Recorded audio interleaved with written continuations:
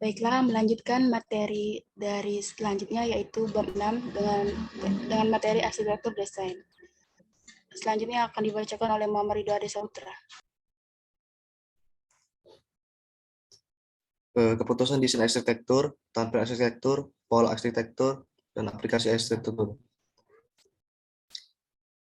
Next.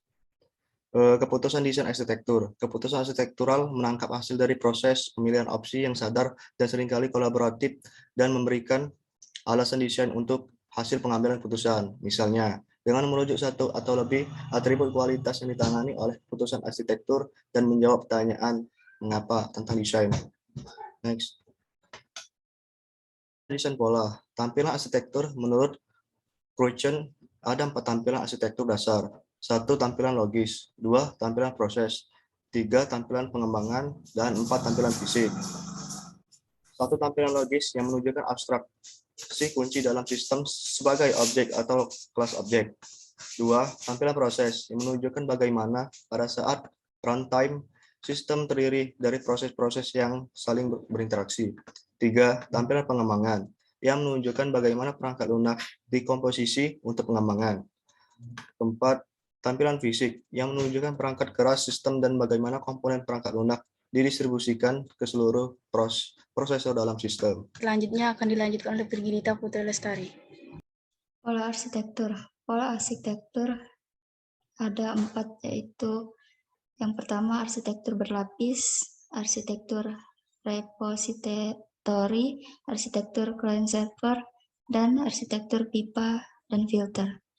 Pola arsitektur berlapis yaitu mengatur sistem ke dalam lapisan dengan fungsional yang terkait dengan sistem lapisan. Yang kedua, arsitektur repository. Semua data dalam suatu sistem dikelola dalam repositori pusat yang dapat diakses oleh semua komponen sistem. Yang ketiga, arsitektur client server. Dalam arsitektur client server, sistem disajikan sebagai satu set layanan, dengan setiap layanan disampaikan oleh server yang terpisah.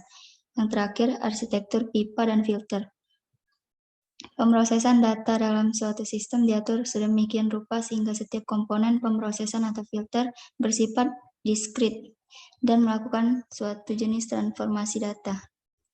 Aplikasi arsitektur. Sistem aplikasi yang dimaksud untuk memenuhi kebutuhan bisnis atau organisasi. Arsitektur aplikasi dapat diimplementasikan kembali saat mengembangkan sistem baru. Sebagai perancang perangkat lunak, dapat menggunakan model arsitektur aplikasi dalam beberapa cara. Yang pertama ada sebagai titik awal proses desain arsitektur. Yang kedua, sebagai daftar periksa desain.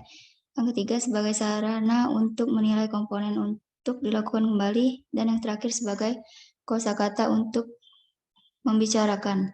Itulah tadi pemaparan materi pada bab 6 dengan tema arsitektur komputer. Terima kasih.